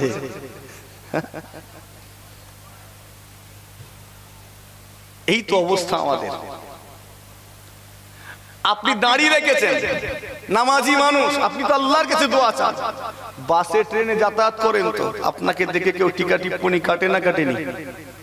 কথা বলে না কেন? কেন টিকা টিপ্পনি কাটবে কেন? আপনাকে এই মুসিবতের সম্মুখীন হতে হবে কেন? আপনি তো ঈমানদার, আপনি তো আল্লাহকে সিজদা করেন, আপনি তো নামাজ পড়েন, আপনি তো দোয়া চান, তাসবিহ পড়েন, আপনাকে ওই কথা শুনতে হবে কেন? যে মানুষটা দাঁড়িয়ে রাখেনি তাকে শুনতে হতে পারে, কিন্তু আপনি কেন শুনবেন? তাহলে আপনার কি ঈমান নেই নাকি? নাকি আপনার দোয়া কবুল হয় না? আমার কথা খারাপ লাগছে নাকি? মুসলমানের ছেলেরা, নওজওয়ানেরা, তরুণেরা মনে মনে ভাবছেন, মুশফিকিন সিদ্দিকী নামাজের বিরুদ্ধে ওয়াজ করছে, রোজার বিরুদ্ধে ওয়াজ করছে, হয়তো দোয়ার বিরোধিতা করে ওয়াজ করছে। আপনি যদি এতটুকু শুনে পালিয়ে যান, সকাল হলে মুশফিকিন সিদ্দিকীর নামে ফতোয়া দেবেন, দেবেন না দেবেননি? পুরো ডাইরেক্ট বলবে কাফের হয়ে গেছে, নামাজের বিরুদ্ধে ওয়াজ করছে। রোজার বিরুদ্ধে ওয়াজ করছে, আনাড়ি হয়ে গেছি তো আমরা। আপনি অযোগ্য নেতার অনুসারী হয়েছেন, মুশফিকিন সিদ্দিকীর মতো অযোগ্য ব্যক্তিকে নেতা হিসাবে মেনেছেন, সেজন্য আজকে দিনে আপনার এইরকম দুরবস্থা। জি হ্যাঁ, নওজওয়ানেরা, তরুণেরা, আমার মুরব্বিয়ানেরা, আপনার আমার চিন্তা ভাবনাটাকে এই অযোগ্য নেতাগুলো আটকে দিয়েছে কয়েকটা জায়গায়। আজকে দিনে ইসলাম সীমাবদ্ধ হয়ে গিয়েছে মসজিদের মধ্যে, মাদ্রাসার মধ্যে, খানকা ও ইসানে সওয়াবের মধ্যে। এর বাইরে ইসলামকে খুঁজে পাওয়া যায় না। আমার মতো মানুষগুলোই করেছে, ঠিক বলছি না? বল, ইসলাম কোথায় কোথায় আছে? মসজিদ, মাদ্রাসা, খানকা, জলসা। আজকে এখানে ইসলাম আছে, জলসা শেষ, কালকে থাকবে আর ফুটবল খেলা হবে, ক্রিকেট খেলা হবে, হয়তো ক্যারাম বোর্ডও হতে পারে, ঠিক না? ভুল তো কালকে নেই, আর এই কয়েকটা জায়গায় আটকে আছে, এর বাইরে নেই। কোরআন শরীফ আমরা ব্যবহার করতে শিখেছি। নামাজ পড়বো, সূরা লাগবে না লাগবে নি, কোথা থেকে নেব? কোরআন শরীফ থেকে নাও, ব্যবহার করছি কোরআন শরীফের। তাবিজ করব, কোরআন শরীফ লাগবে, আয়াত নিলাম, ব্যবহার করলাম। ঝাড়ফুঁক করব, ব্যবহার করলাম, কিসের ব্যবহার? কোরআন শরীফের। এই ওয়াজ নসিহত করব, রেফারেন্স দরকার, কোরআন শরীফ থেকে নাও, ব্যবহার শিখে গেলাম, ঠিক না? ভুল? আচ্ছা, কোরআন শরীফ তাবিজ তদবির করার জন্য, ঝাড়ফুঁক দিবার জন্য নাজিল হয়েছে তো? হ্যাঁ, তার নামাজ পড়ার জন্য তো? হ্যাঁ, এই কটা জায়গা, এর বাইরে আছে নাকি কোরআন শরীফের ব্যবহার? আবার আলেম ওলামা গুলো ওয়াজ করতে করতে খামাখায় একটা ফুঁকো আওয়াজ দেয়, ইসলাম কমপ্লিট জীবন ব্যবস্থা, কোরআন শরীফ একটা কমপ্লিট জীবন ব্যবস্থা। তারা বলে না বলেনি? আপনিও তো বলেন কোরআন শরীফ একটা কমপ্লিট জীবন ব্যবস্থা। ওয়াজ শুনেছেন না শুনেননি? আমিও বলি কমপ্লিট। ও বাবা, খুঁজে দেখি এর মধ্যে 5টা জিনিস আছে। মসজিদ, নামাজের বিষয়, আর কি? তাবিজ তদবির, ঝাড়ফুঁক, ওয়াজ নসিহত, জিকিরে মাহফিল, এই কয়েকটা, মাদ্রাসায় হাফেজ, এই তো। আর কোথা আছে? আছে এটার মধ্যে আপনার পারিবারিক জীবন, এই কোরআন শরীফের মধ্যে আপনার সামাজিক জীবন আছে, আছে রাষ্ট্রীয় জীবন, অর্থনৈতিক জীবন আছে, কি রাজনৈতিক জীবন কোরআন শরীফে আছে কি? একটু কথা বলেন না, নেই তো? তাহলে আজ থেকে এই কথা বলবেন না কোরআন শরীফ কমপ্লিট জীবন ব্যবস্থা। অন্তত আপনি বলবেন না। যদি এর মধ্যে আপনার রাষ্ট্রীয় জীবন না থাকে, রাজনৈতিক জীবন না থাকে, কোরআন শরীফে অর্থনীতি না থাকে, আজ থেকে বলা বন্ধ করে দেন এটা কমপ্লিট জীবন ব্যবস্থা, আর বলবেন না। আর যদি বলেন না হুজুর এটা কমপ্লিট জীবন ব্যবস্থা, তাহলে এটার মধ্যে সবকিছুকেই থাকতে হবে, ঠিক বলছি না? বল, অর্থনীতি বার করলাম, এটা আর কমপ্লিট থাকলো নেই, যখন ওটাকে ঠেলে দিলাম কমপ্লিট। সমাজনীতি বের করে নিলাম, এটা আর কমপ্লিট নয়। বোঝাতে পারছি কি আপনাকে আমি? হ্যাঁ, কমপ্লিট নয়। যখন সমাজনীতি ঠেলে দিলাম এটা কমপ্লিট। রাজনীতি বার করে নিলাম, কমপ্লিট নয়, ঠেলে দিলাম, তখন কমপ্লিট। আল্লাহ পাক তাম দুনিয়ায়, দুনিয়ার বাইরে 18,000 মাখলুকাত, আল্লাহ এর বাইরে যা কিছু বানিয়েছেন, যেটা দেখতে পাই, যেটা দেখতে পাই না, সবকিছু এই 30 পারা গ্রন্থের মধ্যে ঢেলে দিয়েছেন। একবার জোরে হয় না, আর একটু আস্তে করে। এটা একটা কমপ্লিট জীবন ব্যবস্থা, কিন্তু আমরা এটাকে আটকে দিয়েছি 5টা জায়গায়। আপনার পারিবারিক জীবনে এটার অ্যাপ্লাই নেই। এবার করে দেখেন তো, আপনার নিজের মায়ের পেটের ভাইটা বলবে, হ্যাঁ তুই এই বয়সে এত নামাজ কালাম পড়ছিস কেন? এই বয়সে এত নামাজ কালাম কেন? সামাজিক জীবনে কোরআন শরীফটাকে একটু প্রয়োগ করবেন। আপনার বন্ধুটা আপনাকে বলবে, হ্যাঁ এখন তো দৌড়দৌড়ি করবি, এখন তো মস্তি করবি, মজা করবি। গত 2 দিন ধরে আমি দেখলাম, আমি জলসায় যাচ্ছিলাম পরশুদিন আমডাঙ্গায়, এত জ্যাম, 90 যাওয়া গেল না। সে অন্য রাস্তা দিয়ে অনেক ঘুরে ঘুরে জলসায় গেলাম, 2 ঘন্টা 45 মিনিট লেট। তাদের সঙ্গে কথা বলছি, ভাই এই ব্যাপার। তারা বলছে হুজুর রাস্তা ঘুরিয়ে ওই দিক দিয়ে ঘুরে ঘুরে আসে। কথা বুঝছেন না? এত জ্যাম। ওই জ্যামের মধ্যে আমি অনেক মানুষকে দেখলাম বুলেট নিয়ে, মোটরসাইকেল নিয়ে দৌড়চ্ছে। এমন কিছু মানুষ যাদের জন্মের পরে কানে আজান দেওয়া হয়েছিল, এমন মানুষকেও দেখলাম। কথা বুঝাতে পারছি না মনে হয়। হ্যাঁ, ওই প্যান্ডেলে, বুঝতে পারছেন না মনে হয়, প্যান্ডেলে প্যান্ডেলে ঘুরছে এমন কিছু যাদের কানে আজান দেওয়া হয়েছিল, মানে এরা এখন তো মস্তি করবি রে, এখন তো ফুর্তি করবি, আপনার বন্ধু বলবে চল এখন একটু আনন্দ করব, এখনো তো নামাজ করিসনি, আল্লাহ বিল্লাহ করিসনি।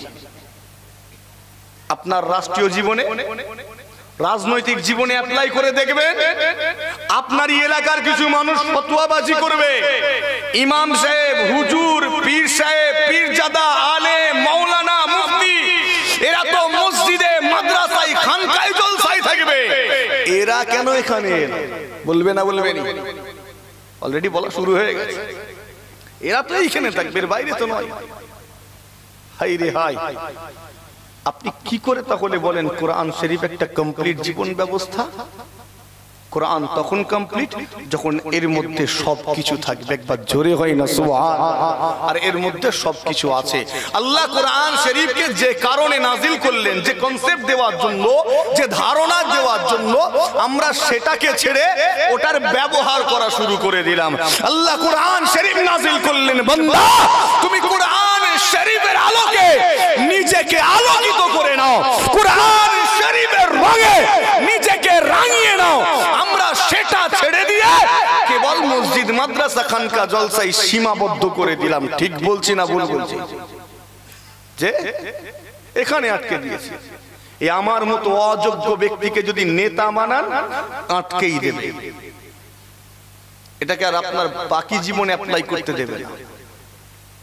মুসলমানের ছেলেরা ও নওজওয়ানেরা, তরুণেরা, আমার মতো অযোগ্য, অদূরদর্শী ধর্মীয় নেতা আপনার মাথার উপরে চেপে বসেছি, আপনাকে ভুলভাবে পরিচালনা করতে লেগেছি।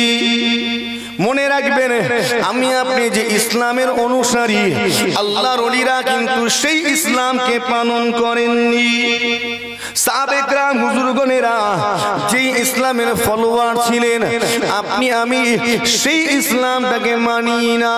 আমার নবী পাক যে ইসলামটি দিয়েছেন আপনাকে আমাকে, আমি আপনি সেই ইসলামটাকে নিতে পারিনি।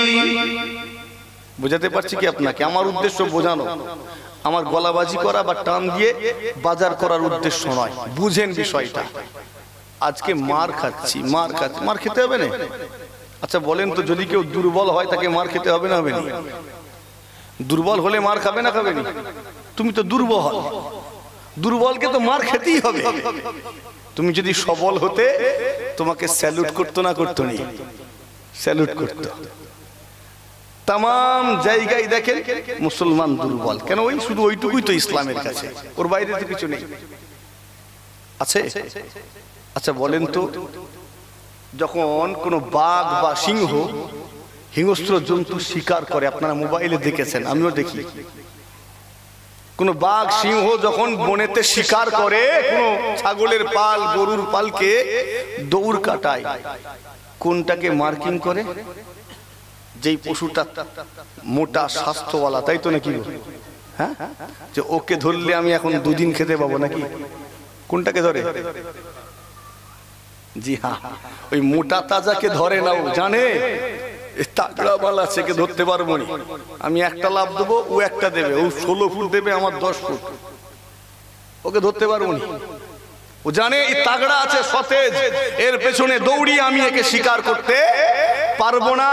তাই দৌড়ানোর সময় ও মার্কিং করে সবচেয়ে দুর্বল প্রাণী কোনটা, সবচেয়ে কমজোর প্রাণী কোনটা, সেটাকে মার্কিং করে। কোন পশুটা ল্যাংড়াচ্ছে, খোঁড়াচ্ছে, ওইটাকে। ঠিক বলছি না ভুল?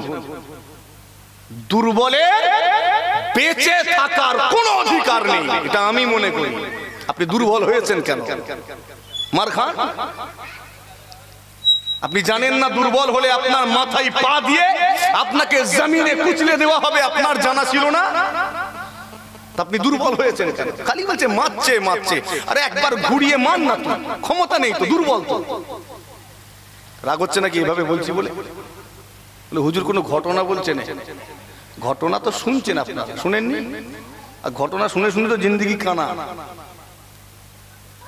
ঘটনার বিরোধিতা আমি করিনি, বলুক না, আমি নিজেও ঘটনা বলি, তবে ঘটনা নির্ভর ওয়াজ যেন না হয়। আলোচনা হোক গঠনমূলক, যেখানে মানুষের চোখ খুলবে, মানুষ কিছু বুঝবে। ঠিক বলছি না বল? ওই রকম আলোচনা হলে বুঝবে। আমি নিজেও ঘটনা বলি, তবে উদাহরণ স্বরূপ ঘটনা দাও। কোরআন শরীফ আল্লাহ ঘটনা দিয়েছে না দেননি? কিছু কিছু মানুষ বলা বলি করে, হুজুরটা এলো, বক্তাটা এলো, খালি ঘটনা বললো, এই ঘটনার বক্তা বলা বলি করে না, সে বক্তাটাকে তুচ্ছ তাচ্ছিল্য করে, শুধু ঘটনা বললো। ওই ব্যক্তিটা হলো আনাড়ি, ও কিছু বুঝে না, ওয়াজ বুঝেই না। আমার